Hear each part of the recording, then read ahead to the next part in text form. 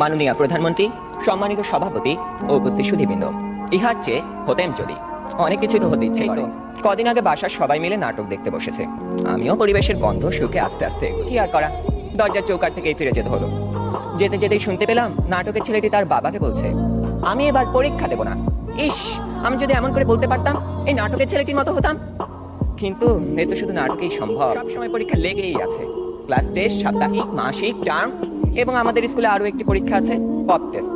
অর্থাৎ বলা নেই কওয়া নেই, স্যার ম্যাডাম ক্লাসে এসে দুম করে বললেন, তোমাদের পরীক্ষা নেব।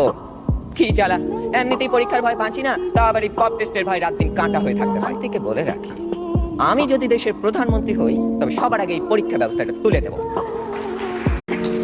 মাননীয় প্রধানমন্ত্রী, সম্মানিত সভাপতি ও উপস্থিত সুধীবৃন্দ, ইহার চেয়ে হতেম যদি অনেক কিছু তো হতে ইচ্ছে করে। কদিন আগে বাসার সবাই মিলে নাটক দেখতে বসেছে। আমিও পরিবেশের গন্ধ শুকে আস্তে আস্তে